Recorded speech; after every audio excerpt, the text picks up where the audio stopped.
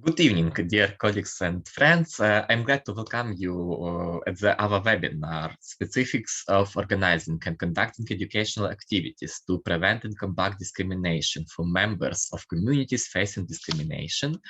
My name is Nazary Boyarsky. I represent Ukrainian NGO Democratic Initiatives Incubator, and today I'm happy to be moderator of this event. The online meeting is organized by Ukrainian NGO Democratic Initiatives Incubator within the framework of the project Encouraging Diversity, which is implemented by the working group of the ENC network. Citizenship education is the work with discriminated groups, supported by the Federal Agency for Civil Education, using funds appropriated by the Federal Foreign Office, Germany. This event is part of a big project and it's international project. It's why today we use English language, but you also free to use your original language. If we can with Ganna, we will be happy to help you. Or I can also use Google Translate, and I know that we definitely find common language. Next, more than an hour we'll spend together. It's why super important to pay your attention for some wishes for our common work.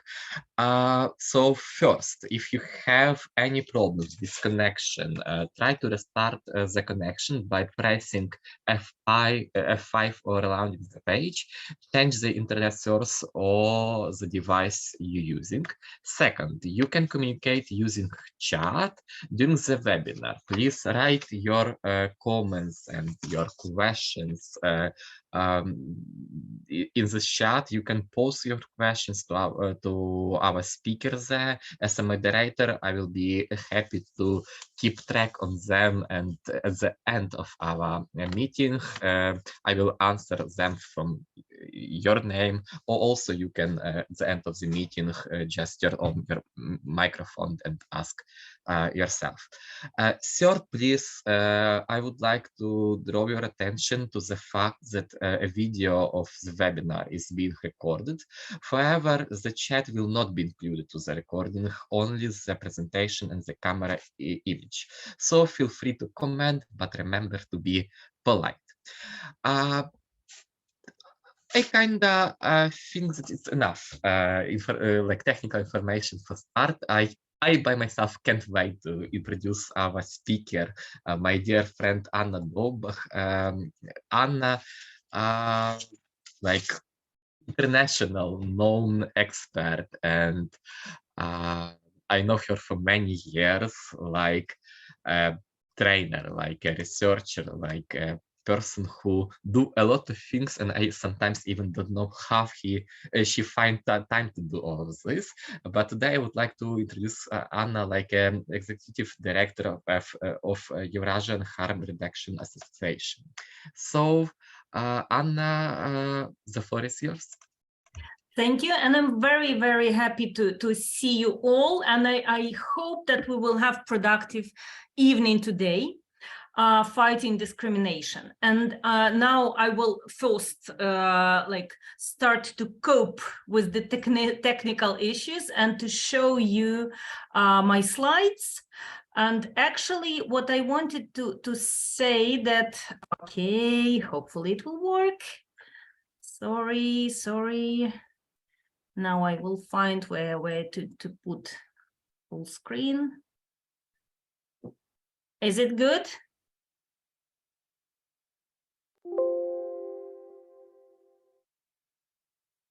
Could you see it well? Now we see structure of your presentation also, so please. Now I think it's good, but we will see your notes, I guess. So Again, you just need to use this function okay, which okay, calls... sorry. Okay, I will start introducing in the same time to show the presentation. I was making it too complicated. So I'm working with the key populations, as we say, or discriminated groups for a lot of years, and actually in our work as Eurasian Harm Reduction Association, I actually what I'm trying to do. So what you see now, tell me good news that you could see. Perfect. Good. So first, I need to say that Eurasian Harm Reduction Association, it's very specific advocacy group which is formed as a union or association of all organizations and activists who are providing harm reduction services. And harm reduction services are about help, social help, and reducing legal, social, psychological, mental health risks from using illegal drugs, illegal psychoactive substances. It's very specific, very narrow topic of social work, and actually this social work usually based on the very important values and principles. And the key principle of our association is nothing about us without us. To go through all the processes of planning, implementing, and reporting with the community of people using drugs. And this principle gives me basis and experience of today learning together with us, because actually we are in our association practicing in 29 countries where we have members of Eastern Europe and Central Asia, from, let's say, Prague to, let's say, Turkmenistan. We are practicing this learning together with the community members and community groups. And I want to share with you this experience.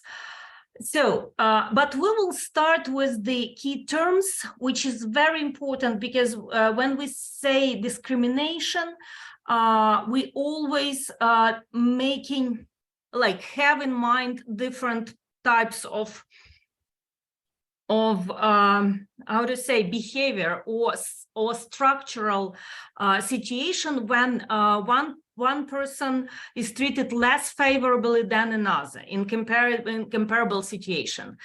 But in the same time, in case of some of the groups, like for example, in 2 countries of our region, homosexual relations are criminalized. So they are not only discriminated, homosexual people or lesbian, gay, and transgender people, bisexual people, they are not only discriminated or treated not in an equal way with other people, but they are criminalized. So their behavior is treated as a criminal offense.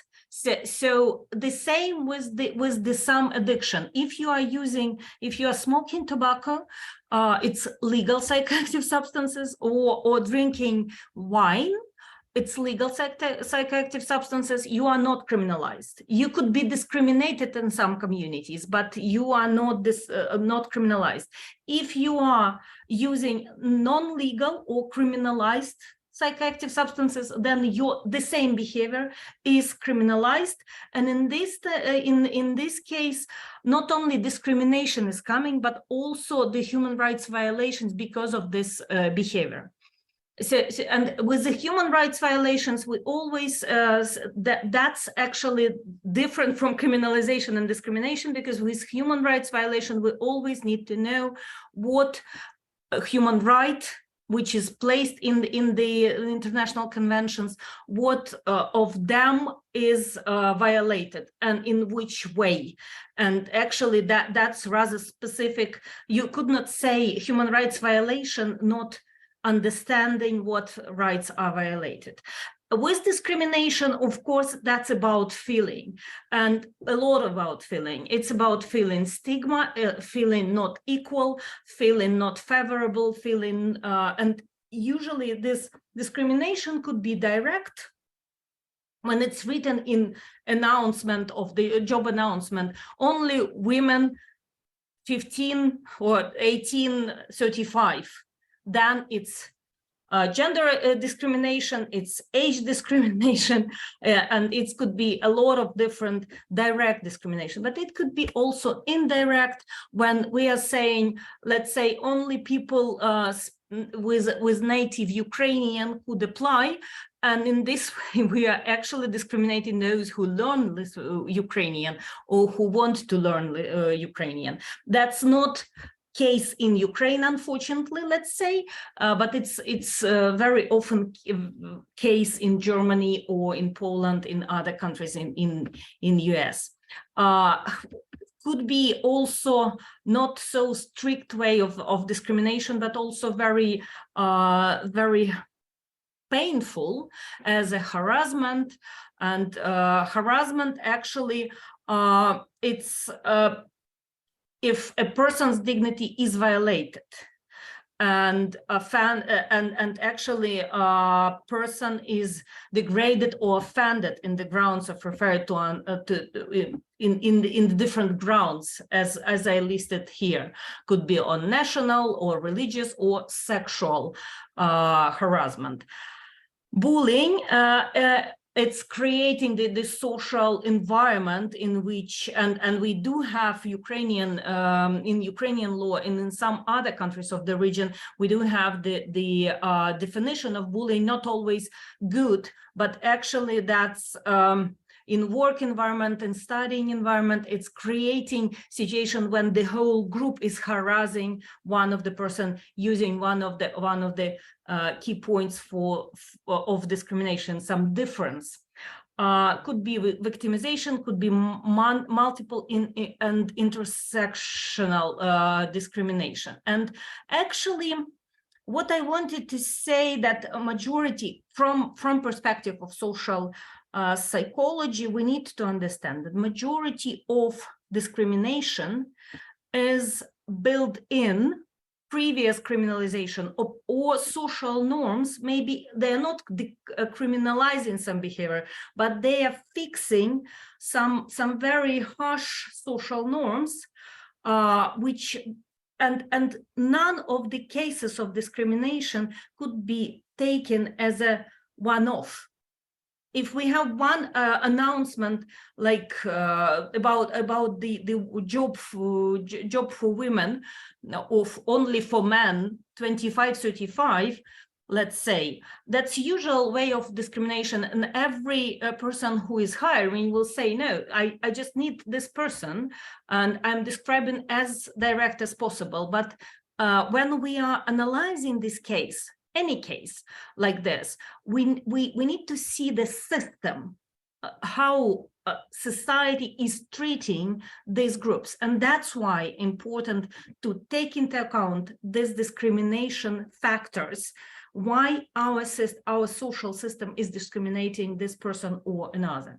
That's very important part. And I will show you now, again, I'm struggling with the technical differences, but I will try to show you one video which was created by a community of people using drugs, even not just people, but of women using drugs. They collected stories about their lives, and they were trying to put into video all concentrated stories, and you will see the example of everything, of criminalization, of human rights violation, and discrimination by the social system. And actually, that's just illustration with which we will further on will work. And for us, it's important that even sound of the even the voice who is doing this video, it's a voice of a woman using drugs, and that's a very important part of the ownership, let's say, of women using drugs in this case. Just a moment. I will try to do my best in this. And this is Natasha. No. Sorry, I'm technically a bit not good. So, one more try. Meanwhile, we invite people participants to introduce themselves in our chat if you have a few minutes. Oh, and now we see, Hanna, all good. Good. Then I'm keeping silent for a moment and you will see the video. This is Natasha. She lives in Bishkek and has a history of substance use. Natasha recently got married and gave birth to a son whom she loves very much. But 6 months ago, her husband began to mock her and refused to let her use money.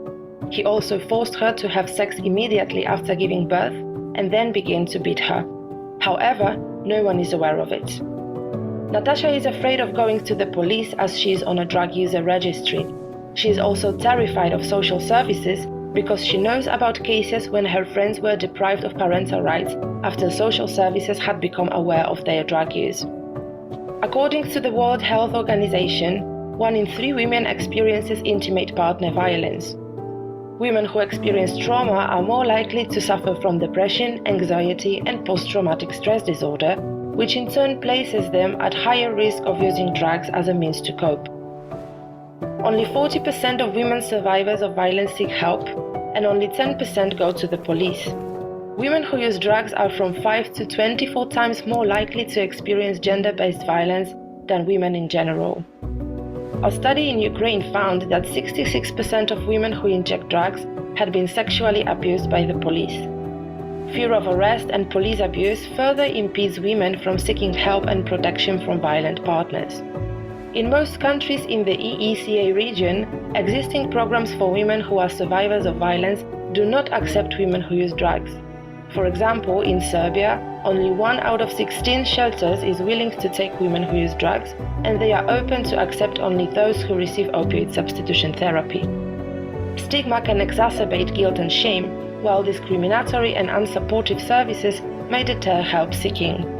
Women who use drugs are caught in a vicious circle, and seeking help instead of support leads to re-traumatization. Natasha finally turned to the police after her husband had beaten not only her but also her child. However, the police did not arrive.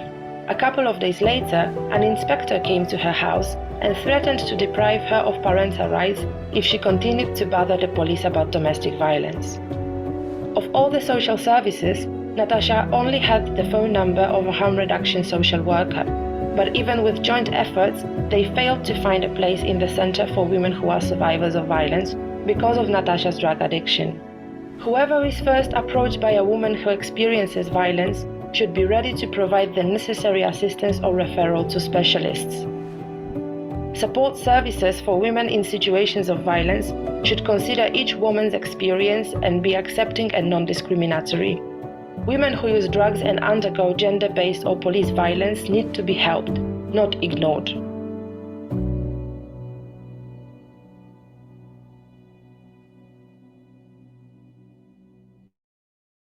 So that's one of the products which we created together with the community. And I guess that after this example, we could see all the levels of discrimination, fear, and I need to say that for educational activities, I could have multiple examples when like person who use drugs getting imprisoned, and then after prison this person could not get education at all, or this person is discriminated and not taken to the job, not taken to the university, not taken to education. So it's never with the social worker in the case of Natalia. And actually, we have these cases documented in Ukraine, in Estonia, and in several other countries. It's not based on our imagination. It's really case in Belarus. It's really case when social service is working against the woman, against the maternity rights, usually not using the legal terms, but based on the discrimination, based on the stereotypes about the woman. So that's one of the examples. If you do have questions or some comments, you are welcome to share them. Absolutely, there are nothing written in stone. And I will now continue with some facts and rather fast going through the human rights violations based on the groups I have experience in working with. And then we will discuss the cases of no, again, yes. We will discuss how to make the education for any groups. So video shows, and you all maybe know that discrimination in health settings for majority of our communities who look not as a usual person, but even for the people who have not enough money or looks like those who have not enough money in the health setting, it's usual stuff, or was the usual before the reforms. Lack of social services, which is not developed in Eastern Europe and Central Asia countries, and we still do not have programs with housing and employment. And now with the war of Russia against Ukraine, this situation is more and more harsh for all marginalized group or group of people who are discriminated. With the criminalized group, like in some countries, sex workers, in some countries that could be people living with HIV, in some countries that could be even criminalized homosexual people and people using drugs, arbitrary detention, so detention without or arrest without any reason is rather common, and we recently have the very important international report on this. Police violence is very common. Abuse of power by child protection services, removal of parental rights, and actually the other problems. And we do have statistics on the countries with the about the violations of rights of the different key populations. Again, we were speaking here about key populations have risks of HIV, but that's broader populations living with some diseases which are stigmatized, let's say, like HIV, or key populations like people using drugs. And you see that the majority of cases are coming from rejection of access to medical care, or threats of violence and blackmailing by officials. So that's we do have these cases. And speaking about legal barriers and human rights violations in the healthcare services, we also face a lot of this discrimination from the medical professionals, but not only from them. It's just, I'm showing it because we have resources and opportunity to trace it and to document these cases. In case of police, for example, we have also some data, but with the other state services and other access to other possible social care, we don't have the data. Also with this all human rights violations, of course, we are reporting them in the treaty bodies, in the UN bodies who are controlling what is happening with human rights in the countries, and who are trying to push back to the countries to have this human rights. But it's not always working well. And actually what we are doing in practice, we are trying to educate all these services which could help, but not helping in reality. For example, we are educating harm reduction programs, it's social programs, needle syringe exchange, it's social, psychosocial support. We are educating them how to deal with discrimination and self-stigma, because discrimination is not existing. You could not survive, basically, if you are facing discrimination and stigma, you could not survive. It's very hard, let's say, to keep yourself with the feeling of dignity. The victim of bullying, victim of harassment, victim of any discrimination, always take it inside. We are social animal, so we're taking it inside, and it means that it's cause psychological problems, mental health problems, and fear to go to society for the help, to seek education, and to seek development. That's the key problem, actually, challenge what we are facing in the case of discrimination. It's the circle. I was bitten, I was not taking equally, and then I'm afraid to go again to other people because I'm afraid to be traumatized again.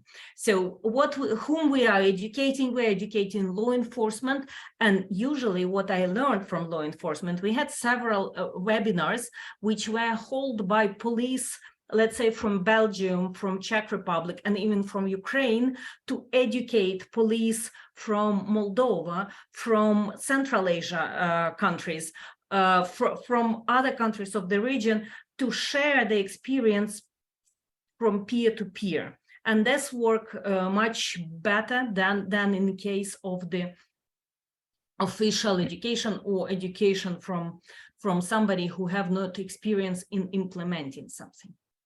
So that was about the problem statement, let's say, what we are facing with the marginalized or discriminated groups. Taking the example of women using drugs, or people using drugs, or sex workers, or partly LGBTQI community. And when we are speaking about the education, we are starting with the language. And I wanted to ask you, you could make the notes in the chat if you want to share, but have you noticed in my language some strange naming the groups? Because in the usual language, we are saying, let's say, drug user, or in Russian, it will be narcoman, or in Ukrainian, again, it will be narcoman, drug addicts. And sometimes people in some professions, like medical profession, they think that it's okay to use this language. And if you will develop some training materials for any discriminated group, what language you will use, how you will find the right language to name this group, that's something where we start any educational material. And that's something where we need to start coming to this group itself.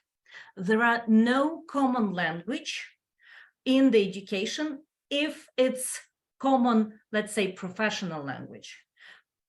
If we are doing education about this group, with this group, we need to use non-discriminatory language. How to learn what language is non-discriminatory? You could never learn it if you not belong to this group. You could never find the way how to name person of color if you are not person of color living in this country. And you should not invent this language.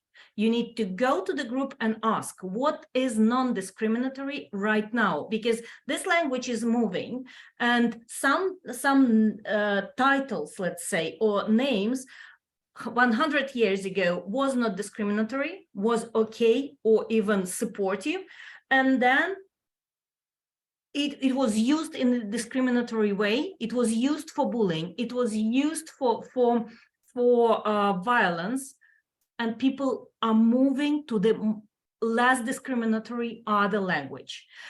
Here I'm giving you two links on the glossaries. One, and that's glossary actually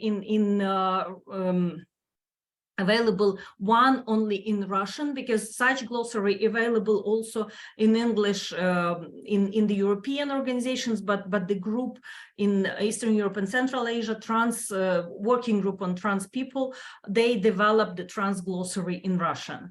And a glossary for key populations, it is about sex workers, people living with HIV, people using psychoactive substances, and other communities, and LGBTQI as well. And you could use this link to find what word is correct right now. At least it was developed 1 year ago. So what words were correct to use 1 year ago? Then the next point where we are doing, how we are doing education to the discriminated groups, we are finding this group to plan, to define the topic and tasks for our educational activities. If we are doing something without people, then it would be very hard then to find audience, and it would be very hard to organize it well, useful, and really to make it for people. And that's the key shift and paradigm. And you all know about the enlightening era, when educated people from aristocrats or from educated society, from universities, were going to people to enlighten them, to educate them, the era of prosvita. Now we could not say about prosvita, we could not say about this enlightening. Nevermore. All people could read, and we need, as educators, we need to be as simple, as practical as possible for people for whom we are working, to be interested in us, in working together with us, in developing some educational materials together with us. It's not such hard as it sounds, and that is possible. So I listed here some conditions for effective education, and I'm absolutely sure that you are good in several of them, but let's go through them. What we need to discuss with the community group, with the group of discriminated people, if we are planning a training session or training set of sessions, or any formal or non-formal education for them, together with them, we need to ask about location, and sometimes safe location or convenient location for us, like let's say university room, is absolutely unacceptable for people whom we want to educate, because there is the person down there, let's say in Russian, vakhter, I don't know how it in English, but the very, very harsh lady or man who will look not very right, and person will not feel safe. Sometimes when we are doing social training for criminalized group, we could not do them without agreement with police for them not to be around, because people will be scared. And all of this, you will never know before you will ask people who live with this discrimination. Convenient timing, again, our timeline is so different from how people live there. With the sex workers, you could not do anything at morning because they're working in the night, but there is before the night time, there is the time when they want to learn. And I've seen absolutely amazing experience of sex workers having educational activities and not with not dedication of leave sex work. Don't think this, but with educational activities of them using internet, using learning English, learning foreign languages, understanding the state system to accommodate their children in kindergarten or school. that's helped them to be more stable, that's helped them to have more dignity, and then to make any life choices they want to make. And that's intention for education, which help people to actually learn for their self. Mutual trust and respect between organizers, trainers, and participants, opportunity to influence of content, to choose what is useful by the community, by the participants. And actually, from my experience, trainings for marginalized groups which are oppressed by police, oppressed by state services, they are the hardest for me as a trainer, because they need to be very practical. All knowledge should be applicable immediately into practice, and you could not speak with the very abstract words. You need to explain in the simple words and with the practical implementation. And what important part of the education, any education, actually each of us know how we want to be proud of ourselves, proud of the result gained together. And that's one of the most important part of the learning for those who survived trauma, who survived violence, who survived discrimination. So that's actually some highlights. And I have two examples I wanted to share, in addition to those which I mentioned. One, it's project which we just finished, and it was implemented by the youth organizations in 5 countries of Europe. Not all Europe, but that was Poland, Bulgaria, Hungary, Lithuania. And this youth, they first went through the assessment, and that was youth groups of people who use drugs and not using drugs, formal and informal youth organizations who are doing education. They first assess what they know and how they know about drugs from formal and informal education. And they did this assessment report saying what worked and what not worked with them as an audience in the education about drugs. Then they developed together a manual on how to communicate with youth, with young people about drugs. And that's not obviously about how drugs is bad or good, or how, but mainly talk honestly what drugs is doing to the body and how to be safe and to survive even if you want to try the drugs. And then they learned even how to do the educational videos, and they made these manuals in their languages and shared with the youth organizations, and made the trainings for youth organization and youth workers in their countries in their languages. That's one of the example, and you could see from the manual and from educational assessment report that maybe it's not very scientific.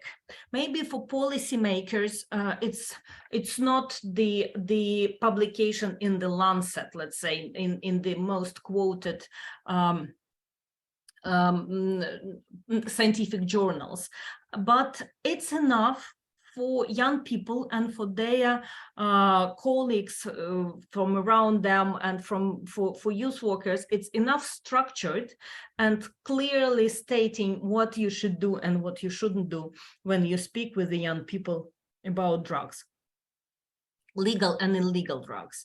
So that's one example, and I've been in one of the such meeting with even policymakers and authorities in drug control here in Lithuania, between the youth organization and adult organization, and it was very hard and hot discussion about. But in fact, when youth made it for themselves, and when they are educated enough, they very good in arguing and advocacy, even to the highest experts. And the other example which I want to show. That's again our product just published.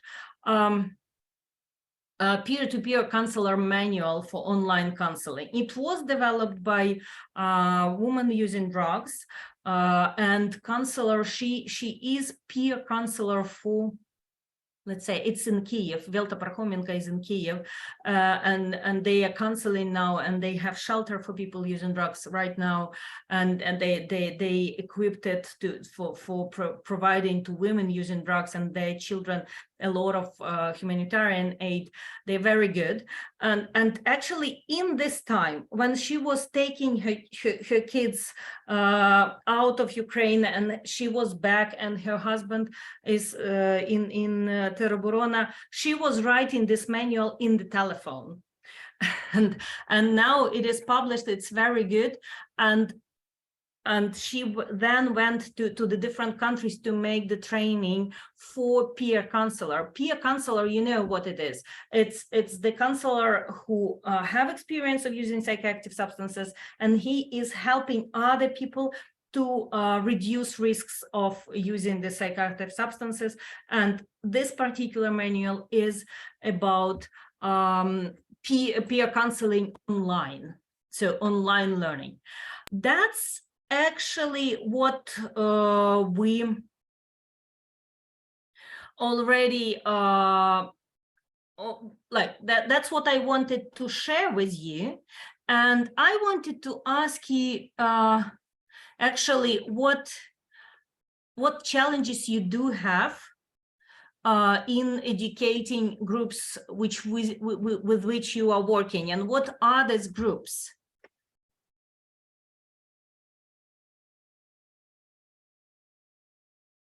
Could you share, maybe in the chat, you could share what are the groups who are facing discrimination? Of course, in the post-Soviet countries, you know, my experience is that all of us have some experience, being a woman, being, I don't know, whatever, speaking Ukrainian in some cities of Ukraine, or even.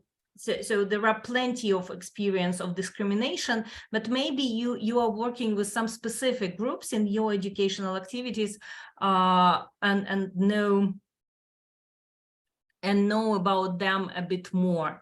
And maybe you already faced the challenges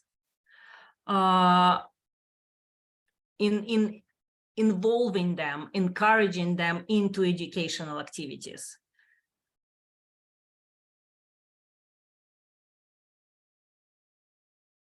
I don't see questions, which I hoped to have. Maybe we could share. We have one question from Svetlana. Do we plan to share presentation? Nazari, could you answer it? I already did it. Okay. So I said that we didn't plan to do it because we have online recording of. Okay. Okay. So I can share my experience meanwhile our participants thinking, and I also would like to remind that you can use Ukrainian language. Тобто, якщо ви хочете відповісти на запитання, з якими групами, що зіштовхуються з дискримінацією, ви працюєте, ви можете говорити українською, також можете говорити білоруською, бачу, що у нас є колеги, ми зрозуміємо. And I often work with people with disabilities, and I face challenges. Sometimes it's difficult to teach people. It's not only about people with disabilities, that you need to do something and protect yourself and do this like kind of human rights defender work, yes, or activism, because sometimes people just ask for help, ask for some researches which they can use to get some help, aids, products, items, etc. So my challenge is to teach people how to use some tools, not only like get a ready product for them. You are right. And in my experience, let's say, I worked with a different marginalized group for ages, and I need to say we in our planning, we always divided somebody who came to seek support. And usually, maybe it's, again, we talked with the people and they say, yes, it's okay to say we are patient or clients. We are just came to get something you are providing. Now, when Ukrainians flee into host countries, we all faced it. When we are coming to some social support service, and we need to understand what we could take here, what we could receive here as a support. We are coming here and having, okay, this is the registration, that's help with translation, that's help with this, that's food here, that's what support we could have. And this position of the person is client. And usually in this position, person is learning. We all learned a lot.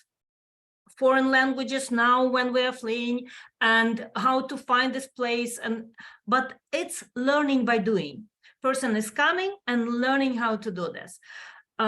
In case of, for example, gender stereotypes, women who are coming in the social services, for example, to learn how to be hairdresser or to get hairdressing in addition to social services, just as an attraction for her to come, we are not changing in this case any gender stereotypes. We are just following it, but the person is learning how to go out from the home, if she's caring about children, how to get support from the social service, how to communicate. And then some of the people, not all, and we are not pushing people to become leaders, pushing people to start, organize something for their community, but some of the people, they have character, they have ambition, or they have this mood, or maybe they suffer enough and want to help their community. That could be multiple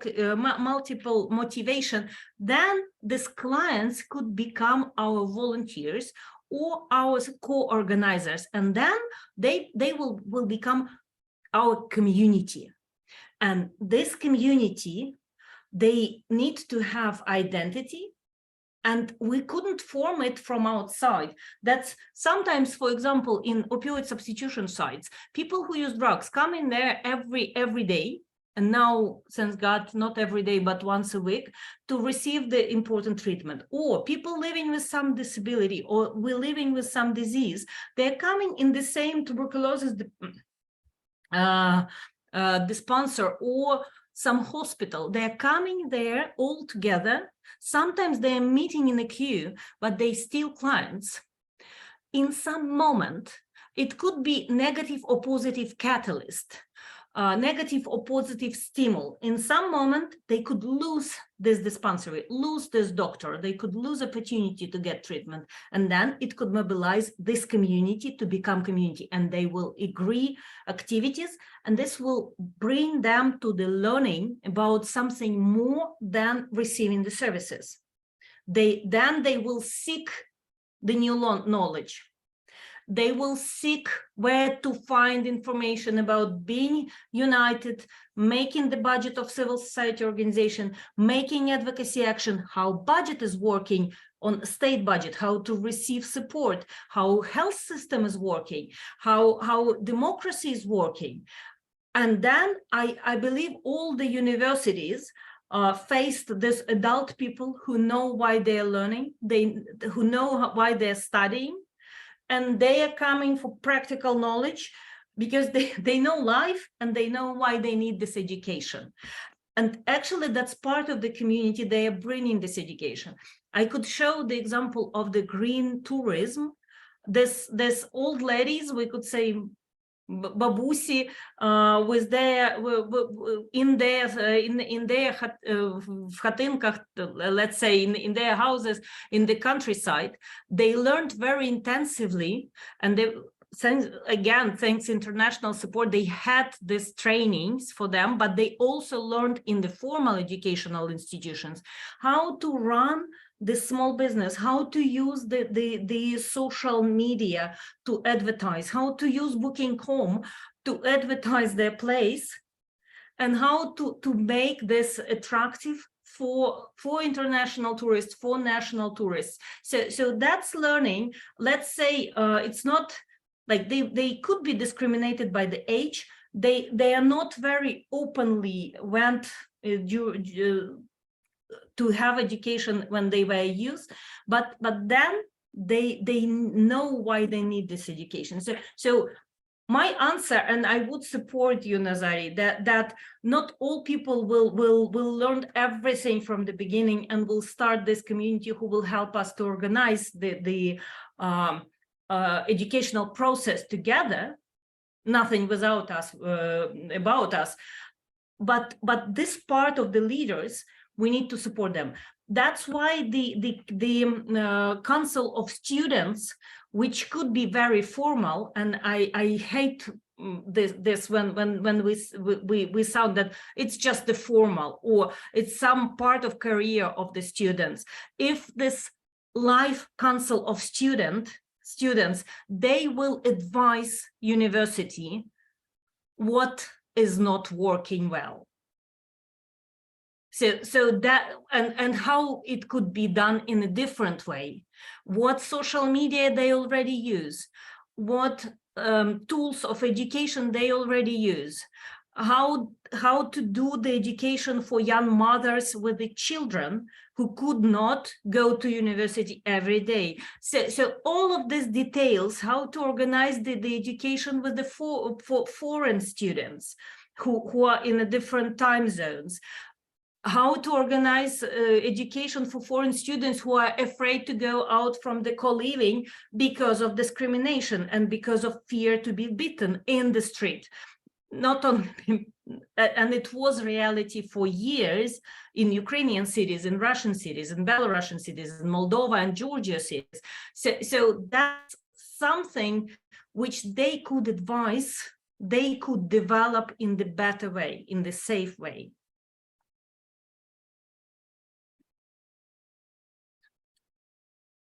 So do we have any questions or doubts?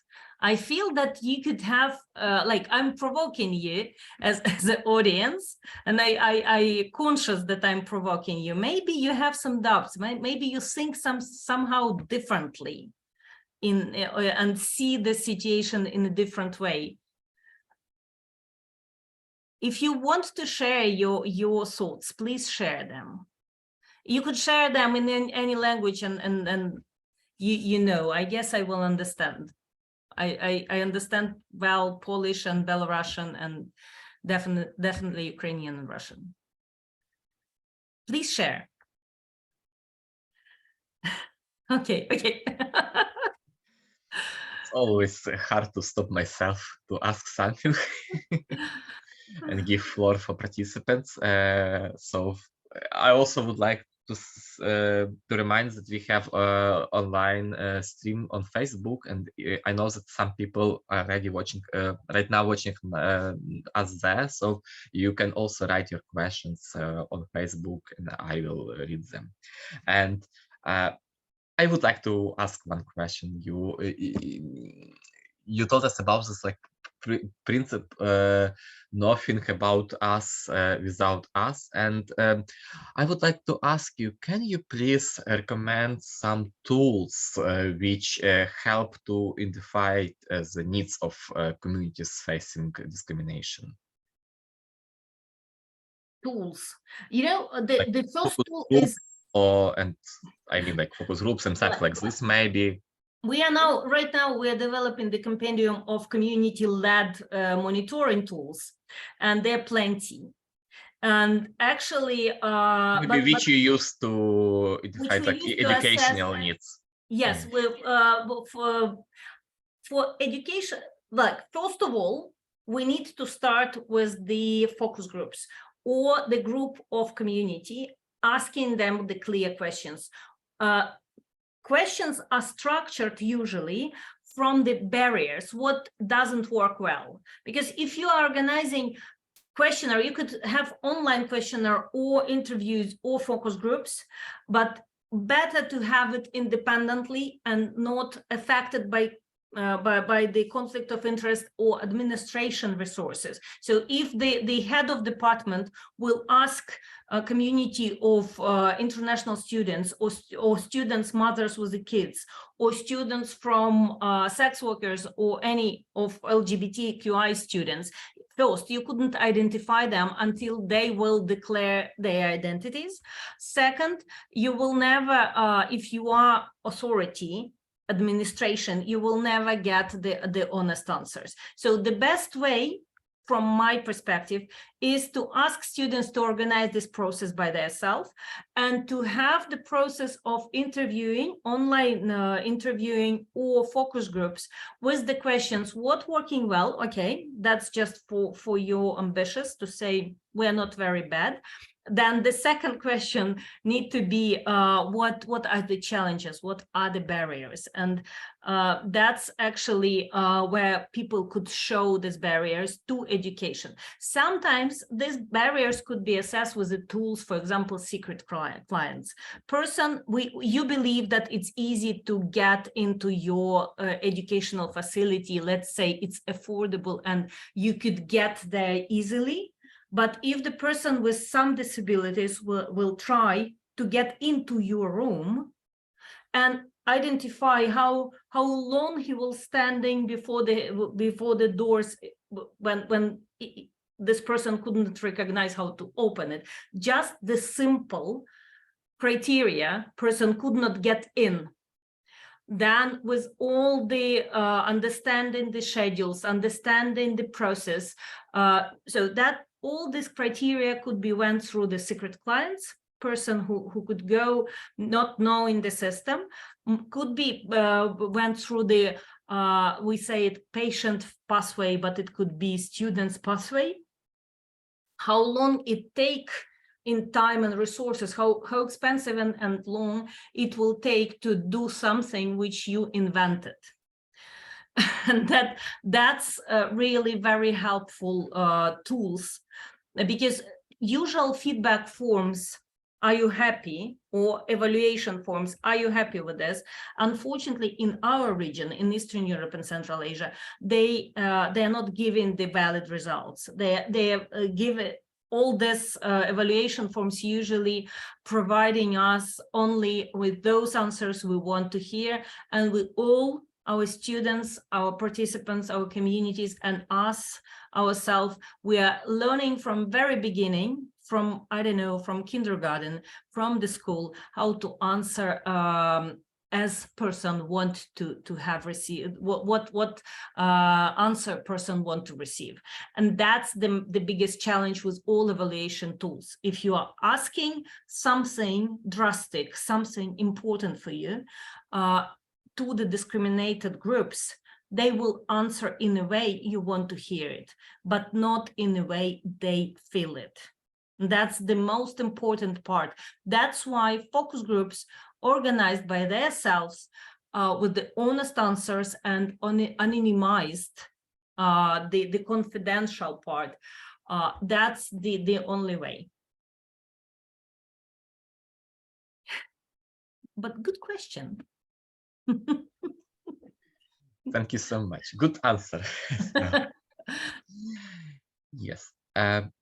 We still have about like 5 minutes for questions, maybe. So if our participants would like, please just turn on your microphone or right here. Or we actually have, Anna, maybe you will read it easily for you. Okay. Thank you for questions, Svetlana. What activities can you offer for new groups that have never faced discrimination before, such as civil society activists from Belarus who cannot return to their country because of the threat of criminal prosecution and are discriminated on the basis of nationality, let's say in Georgia? Oh, that's a pain. That's a pain. And actually, with these activities, you are asking about educational or advocacy or communication activities, because that's the different kinds of the activities. First of all, I know that not only like Belarusians, Ukrainian within Ukraine, speaking Ukrainian always felt discrimination. Belarusians speaking Belarusian, I know that for ages faced discrimination within the country. And now, first of all, if you feel yourself united as a community, you need to to get together with initiative group and find out what result you want to gain from your activities. If it's advocacy, let's say advocacy toward whom? Georgian society, then it need to be communication campaign or flash mob, and you need to find out what result you want to gain. Nowadays, the hardest in the communication that it's becoming very, very radical. And we all understand that in moment of the threats to lives and in moment of the terrorist attacks, and when the whole state making the terrorism against Ukraine, the Russia making terrorism, and this terror is so awful that it's absolutely natural for Ukrainians and for all their allies to feel anger. It's not fear, it's not hate, it's anger. And you could not stop it. You could not say, please be human, see that there are good Russians and bad Russians. No, we all understand that people feel it. But then you need to show how you as a community allies with those who feel anger, how you support. Because, for example, being Ukrainian, I could not feel hate against the people who supporting in Latvia, let's say they're Russian citizens, but they are in Latvia and they are supporting by their own resources. They're hosting Ukrainians who are fleeing and escaping Ukraine through all Russia to Latvian border. And these people, 100, 300 people per week, they are hosting in their homes with their own resources, supporting them, traveling back to Europe, traveling back to the non-occupied Ukraine. And there are no hate in my soul toward them. And I could not expect that any Ukrainian will hate them because they are they are supporting. So that's one of the examples of the message and communication you could base on. Because if you are, if all of us communicating that's a terror, but how to do this together as a community, how to show yourself as a community, that's the task for you united. And I need to say, let's say in Lithuania or in Poland, Belarusian community with the white, red-white flags, they are really supportive to Ukraine and providing humanitarian help. And actually that's really good message.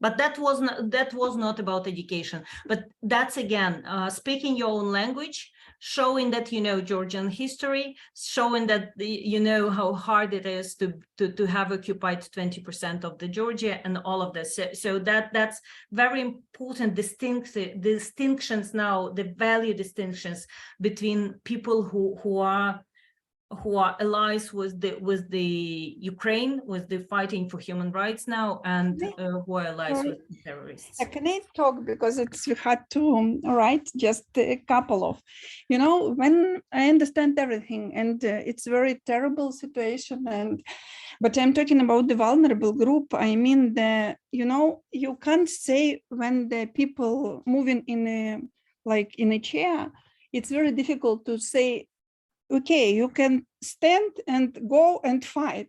But when we are talking about the political prisoners, when we are talking about civil activists who can't return home, it's very difficult to say them, please fight. Please show that you are unique, that you can help to somebody, to Ukraine. But they can't help because they need help. That's why I'm just looking for some methods how we can work with these discrimination issues, but against group who are who are in vulnerable situation from one side, but from the other side looks like a country of aggressor. And you know, it's I don't know. I think that it's something new in our like civic education and in discrimination. And I think that we need to learn how to, I'm not only about the Belarusians, but about the group who are from one side vulnerable, from the other side, it's like, yeah, very tricky. You're absolutely right, and we are all now facing this because the radicalization of the politics and radicalization of the social situation and relations between nations in our region. Like we all understand that that's very hard process, and that's why like I always have only one response on any discrimination. You need to be united. You need to support yourself between yourself, and support means even emotionally, psychologically, mental support, self-help groups. I don't know, the Belarusian choir, as I have here in Vilnius, and some. Even with resources you do have, being together, being united, and supporting at least yourself. If you will have some resources to go out with any of action or communication or flash mob, or some of you will want to go into the meeting supporting Ukraine with the Belarusian opposition flag, then okay. If not, just supporting each other, that's enough good. Yeah, and I also would like to say that like in many countries already exists this kind of communities for forced migrants, like Belarusian, for example. As I know for sure in Georgia, few like hubs and community centers. You can easily, I guess, more or less Google it or just find on some specific Telegram community groups.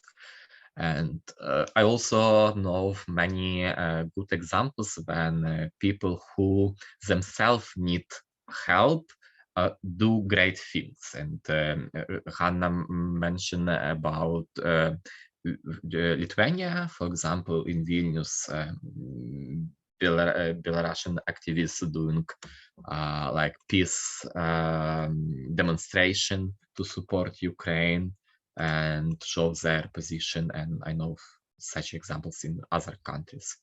And even like we also mentioned like people with disabilities. So people with disabilities also, by the way, do like great advocacy and like public demonstration. For example, I can bring a good example from Kiev, I guess, when people with disability, exactly who use wheelchairs, join Kiev Pride, for example, and hence they like own how it calls column, I don't know, colonna in this in Kiev Pride, and shows their support. And as well, we know like people with disabilities who stand for democracy in Minsk, for example, after election. So we all have some power and should use it. That was good discussion, maybe not deeply about education, but also, you know, from my perspective, it's a very important point about the equality. When you are fighting for some small right, there are no small rights, but if you're fighting for access to some medical help or access to some social service or access, I don't know, even very small part, if you agreed with the university that schedule will be good for mothers having children and receiving education, then this small achievement, if you have a group and you have the support of the community group, this gives you such a lot of courage, such a lot of power. That's actually empowerment, which bring you in this maybe I sometimes saying, okay, infecting with activism, it's bring you this necessity to be active citizen in any questions, in a lot of questions, and starting with this university students' rights or equality or access to some learning, or making together with the professor something more affordable, more accessible, more open, more user-friendly, making you the citizen who then will protect rights of the other people, and who then will be very active in the other social life.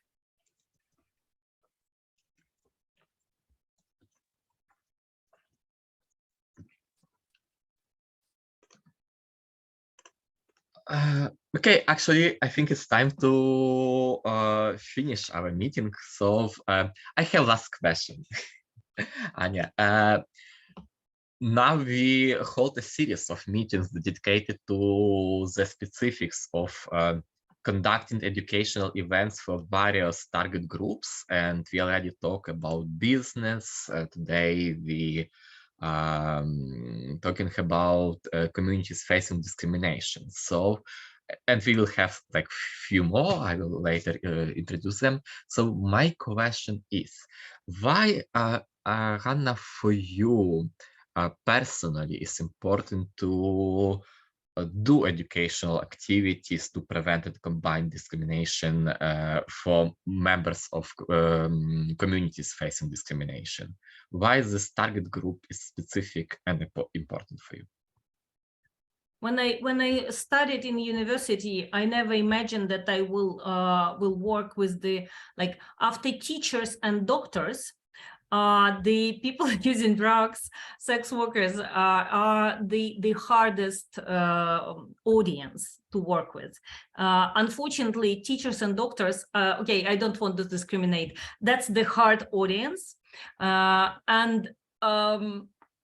Because they know a lot, and it's hard to bring something new. We will have one more meeting about teachers. But with the people using drugs, with sex workers, with discriminated communities, I gain a lot from this group personally, because going through a lot of trauma, a lot of very harsh events caused by the policing, caused by discrimination, caused by the really repressive social services, repressive social systems. These people really have such a fresh view on the society, and bring me a lot of the value of my job. And really, it's one training. I know that for some people, one training, 2 days, informal education could change the lives. That's actually keep me in this work for years, and it really encouraged me a lot. Thank you a lot, dear Ganna, for that you inspire us for work with communities who facing discrimination. And I by myself found a lot of interesting thoughts. So thank you a lot for this. It's actually time to finish our meeting. So I just would like quickly to show you some information. I mentioned that it's actually a series of online meetings, and on this slide you can see topics of them. So we have 6 online meetings, which about features of organizing and conducting educational activities about discrimination to different groups like media, secondary school teachers, higher educational teachers. Today we talk about members of communities facing discrimination, and also like government officials, etc. And in the end, we will have one more specific online meeting about how to organize and conduct educational activities, taking into account the needs of forced migrants. I think that this topic will be also very important nowadays when we have a lot of refugees from Ukraine, but not also same like other countries where like war or like a bad political situation right now. So we invite you to participate in these webinars. I also would like to pay your attention that I sent to our chat link to feedback form, and it's like evaluation form for our meeting, and people who participate today via Zoom, I'm asking you please to fill it out. And I also would like to remind that this online meeting is organized by the NGO Democratic Initiatives Incubator from Ukraine within the framework of the project Encouraging Diversity, which is implemented by the working group of the ENC network, Citizenship Education, in the work with discriminated groups, supported by the Federal Agency for Civil Education using funds appropriated by the Federal Foreign Office, Germany. And then I would like to tell thanks for our project partners for their support. Thanks a lot our webinar speaker, Ganna Dovbakh, for time, your thoughts, attention. I even tell love which you gave, which you give to your work and for us like participants of this online meeting. And thank you, dear participants, for taking the time to be with us this evening. I hope to see you soon at other event, and I really hope that people from Ukraine who will be able to join us in this difficult situation. So thanks a lot for everyone, and have a good, peaceful evening.